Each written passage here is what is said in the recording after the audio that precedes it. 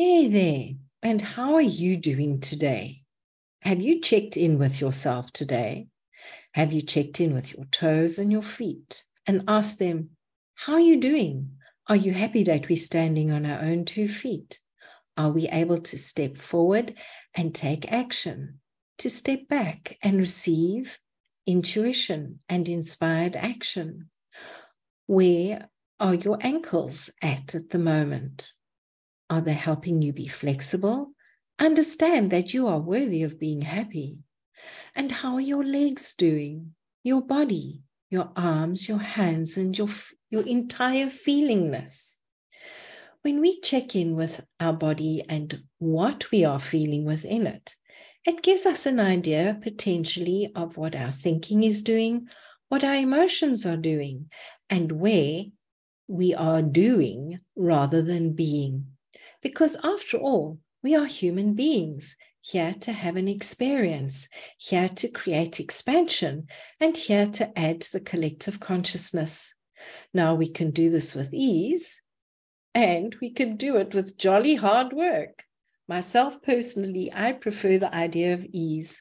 Remember, ease just means we're in alignment with ourselves, and we are putting the work in towards an aligned goal, a dream, somewhere and something that we're going towards in a much better way. Doesn't that sound and feel so great and grand? For me, when I began my journey, and I remember when in the days I was on the wards and they would call me the sister of death, because I would see somebody come in, and when I was going off duty, I would say, okay, I have a strong feeling that this person is going to be gone when I come back. Now, I would often think by gone that they would be gone home. And then I started realizing they would have gone home on a permanent basis, leaving their human body behind. I also started recognizing something called a death mask. And I was unaware at that time of energy, of what I could do and understand. And it used to make me feel extremely uncomfortable. When I was nursing, I was also unaware that we have cords and attachments, that there are spirits and beings. And for me, one of the best things was learning about this, so I could release the weight of it from my body, from my soul, from my energy body as well, that I could bring back whatever cords I had sent out and help others to send back to others. Now, people don't just go and do it. Remember, when there is a cord attachment, which is an energy attachment between yourself and another person, there's always a hook there. There's a reason it arrived. And if you're sending out to other people, there's a reason that you sent it out to them. And very much this is what I do when I help people heal. We go and explore what was the hook, release the hook and release the connection. We don't release the connection that is good, like a loving connection maybe with our children. We release connections that steal our energy, drain us, and keep us from moving forward. There's also energetic decisions that do that as well, through our thinking, through our programming, and through what has taken us there. What has your experience been with feeling as though you're pushing and you're going nowhere? And when you stop, take stock, you get an inspired action, and goodness, what took you months and months, you did in a matter of minutes or days. This is all part of energy. This is all part of awareness. And this is all part of knowing intuitively. For me, I love journaling because it gives me an idea of what is coming forward, especially when I go back and I look over a week of journaling. I have different journals. I have my mind dump morning pages journal. I have my channeling journal. I have a gratitude journal, and also have a planning journal. I am telling you this to share what I have, rather than for you to feel overwhelmed. You can start with one book and put everything in it. I do find that it's quite helpful to do that. It gives you an understanding of where you're going and what you're doing. Because people, When we create awareness and when we can listen to what our body's saying, what the whisper in our heart is saying, it brings forward such an incredible understanding. And with that understanding, we are able to hear the guidance that is within us and that spirit and source is offering us, that Mother Earth is bringing to us. And we can step much more effortlessly into that intuition. When you have psychic abilities, and I truly believe everyone to some level has psychic abilities, they just may not be taking action on them. Just as everyone is intuitive, more people tune into their intuition than they do to their psychic abilities. It's just the psychic abilities come in different forms.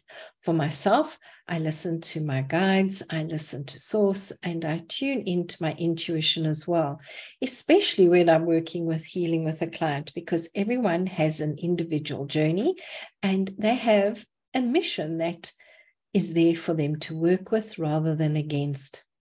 So to sum up, what journey are you on? Have you checked in with how your body feels about it? And where can your body guide you in a far easier way to make things happen? Make things happen with ease rather than pushing and straining. Having said that, I feel I'd like to throw the cat amongst the pigeons.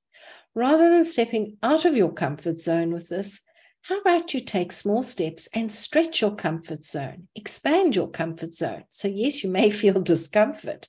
That is a lot better than feeling unsafe, because very often that is what happens when we step outside of our comfort zone too quickly.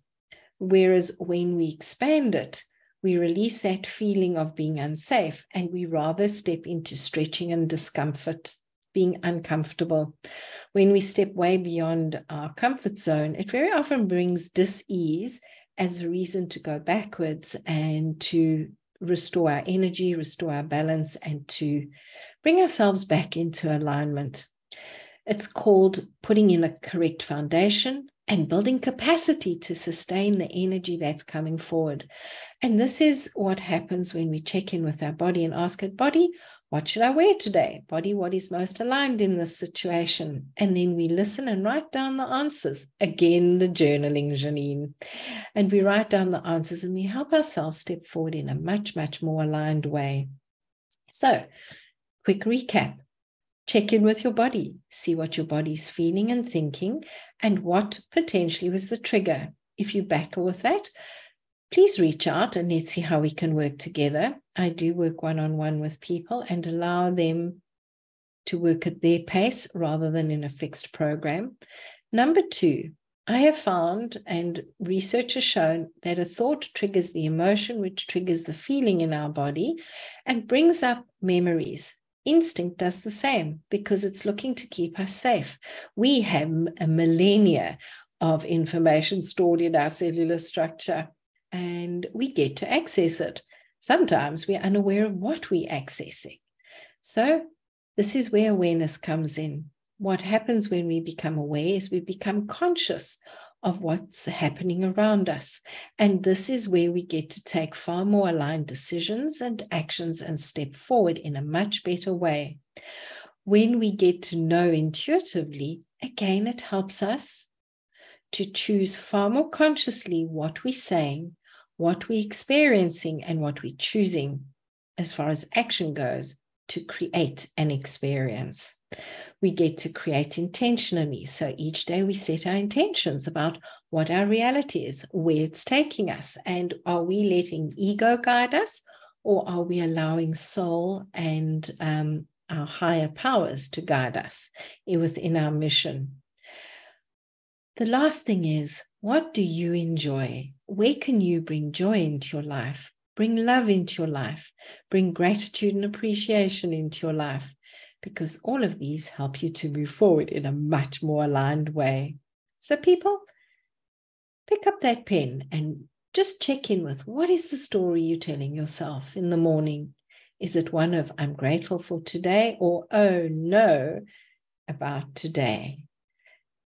Pop things down during the day. I have my journal open, or I have one in my bag, and I allow myself to, and if I don't, I pop it on my cell phone under notes.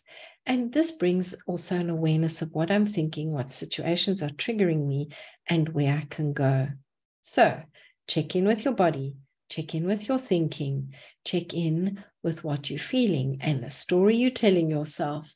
If it's one you dislike, let's help you recreate that reality and create a reality that you do enjoy, because everything is possible. And when we choose it, everything is always working out for us. Thank you for listening. Let me know your thoughts and have a beautiful and grand and glorious day. Bye-bye.